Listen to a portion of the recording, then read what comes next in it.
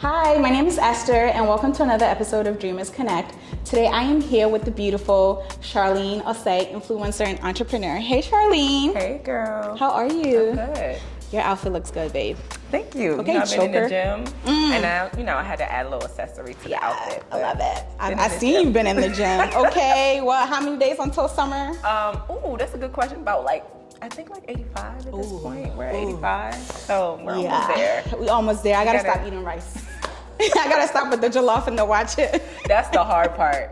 I literally cannot even look at jollof. I just, when my mom is cooking, I'm out the kitchen. Yeah. That's the hard part. What did they say? You have 83 days to unfat your back. Is that what they say? Yeah. So we're gonna get there, but let's get into these questions because I'm so excited that you're here.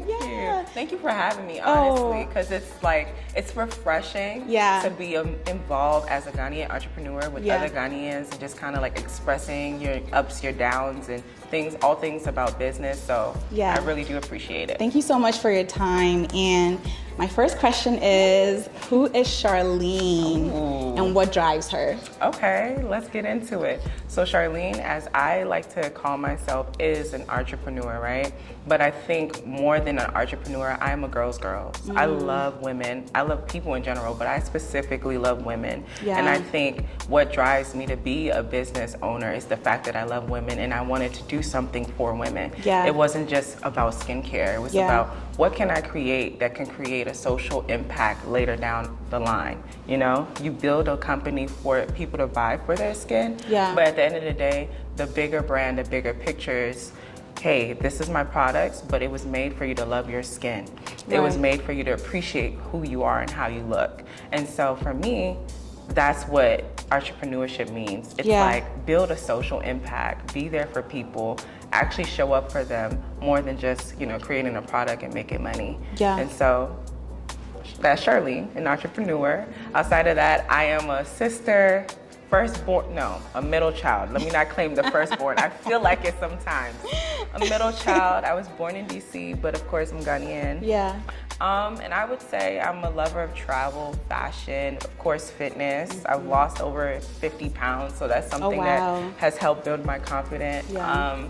And all around, I just enjoy life, really. Oh, wow. That's beautiful. Hey, Charlene. I'm a life babe. Okay. I love God, too. We're going to throw that in there. I love God. Yeah, overall, on your Instagram, you have about 13,000 followers on Instagram. And, with your successful business, Coco Shea. And you also have a brand with your sister, Traveling Coco Girls. Yes. So what sparked your interest, beyond, being a girls in entrepreneurship and your business ventures? Honestly, life experiences. I feel like your life experiences is literally your best teacher. And for me, for my sister, and also our best friend, we all three of us started Traveling Coco Girls. It was like, for that page specifically, we traveled. We were one of the few African Americans, and they treated us literally what they thought Black women should be treated like. What are some places that you've gone that were just amazing? Bahia, Brazil. Ooh, I've never been to Brazil. Brazil is beautiful. Most people go to Rio. Yeah. But Bahia, Brazil, the African culture there, it's like no other. Like, you feel at home. Yeah. Because typical Brazilians look like Hispanics, right? But in Bahia, they look like they're from Ghana, Nigeria, Togo, and they embrace that. They have the natural hair. They are like all shades of dark skin tones, and they have the culture is so rich, they're dancing, and their dance is very similar to African dance. They're listening to Afro beats. Oh, it's like you're back home. Oh my gosh, listen, the food is good.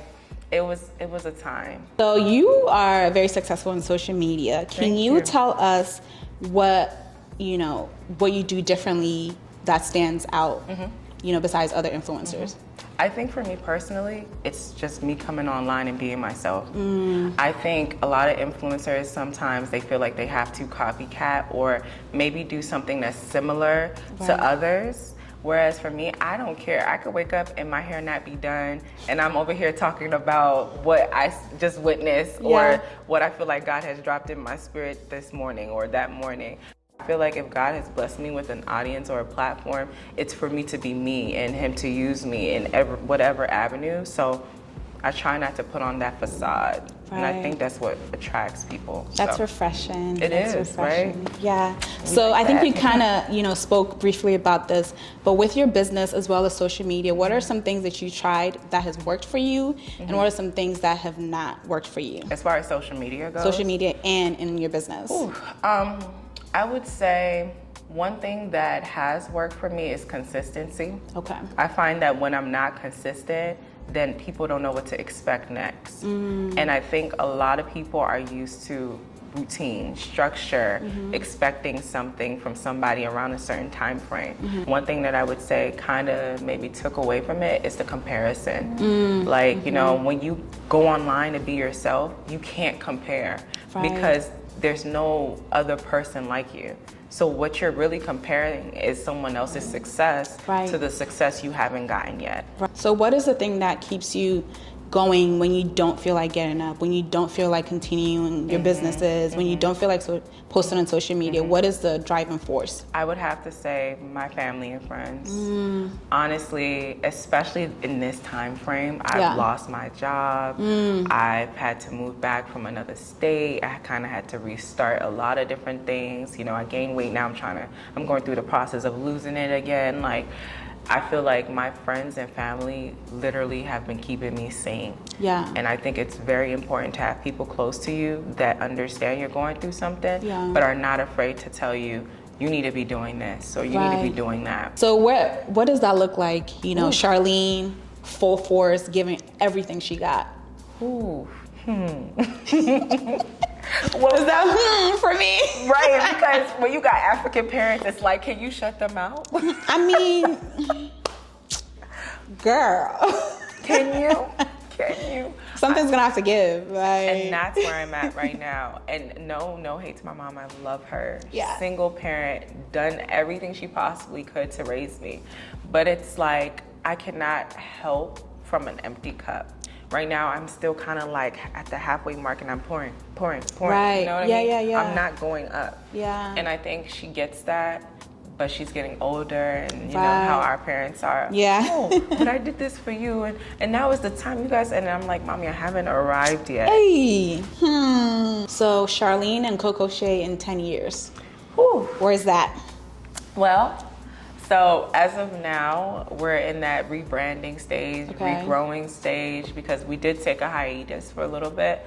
So I want to say 10 years from now, I really want to see Coco Shea be a household name, some sort of legacy is created behind it. Because ultimately, the goal is more than just products. Yes. It's creating that social impact, like I said. It's allowing women to have a safe space for them to obtain resources, for them to want to start their own businesses. Right.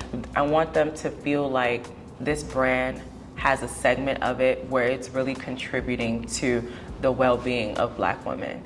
So you spoke about the brand, and behind the driving force behind this is encouraging other women to start their own business and Yeah. ventures. So what advice do you have for other women that want to start a business and want to be a boss like you? Go and do it. Okay. Go and do it. So I wouldn't be me if I didn't ask you this.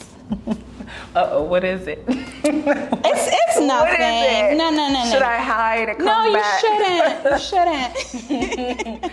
What, are you sure? You're laughing. No. I was gonna ask, right? As a business boss woman, what does it look like when you're dating? Ooh. Because I've heard Uh-huh. that sometimes men get intimidated, like with boss women and women that have so much going for themselves. I personally don't believe that. You know what? The right guy is not going to be intimidated. Period. I want to hear what you think. Yeah, because you're a bossy boss. The right guy will not be intimidated. In fact, they're going to encourage the growth. Yeah. Because they're going to have something going for themselves too. Right. And that's honestly the only thing I'm attracted to. Yeah. Like, I like men that have things going for themselves so that you're not intimidated by what I got going on. Right. What does your perfect vacation look like? Ooh. Okay.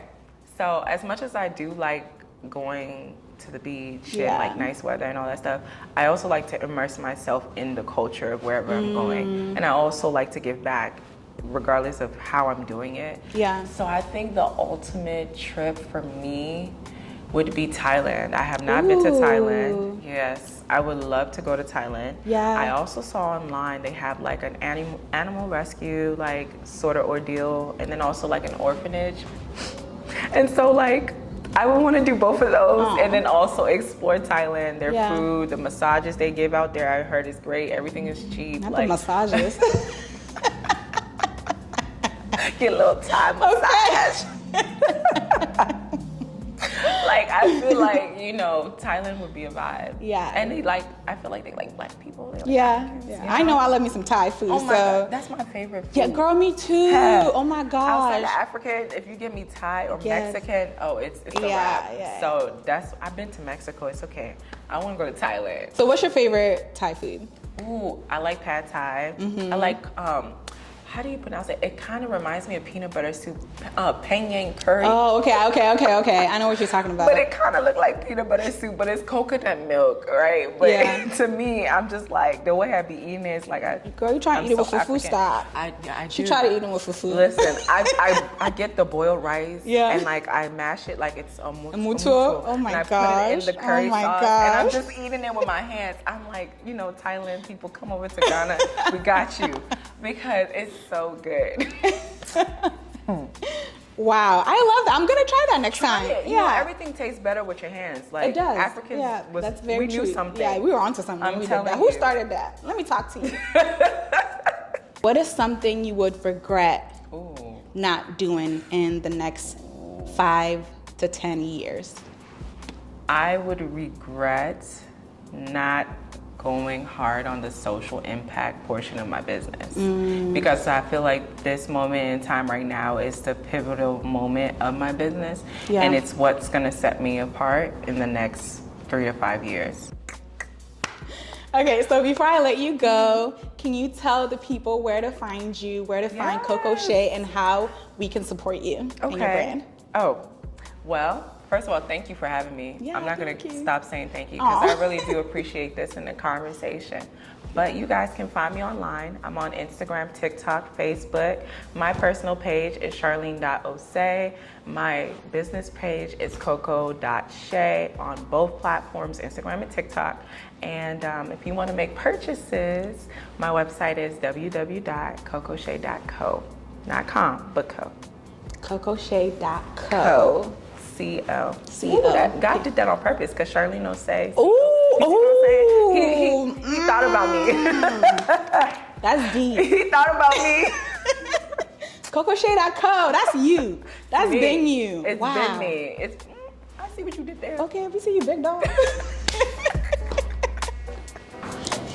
Hey dreamers, so there you have it. That was all the tea on influencer and entrepreneur Charlene Osei. We hope that you enjoyed it as much as we enjoyed filming it. And don't forget to like, comment, and subscribe. And tune in for the next episode.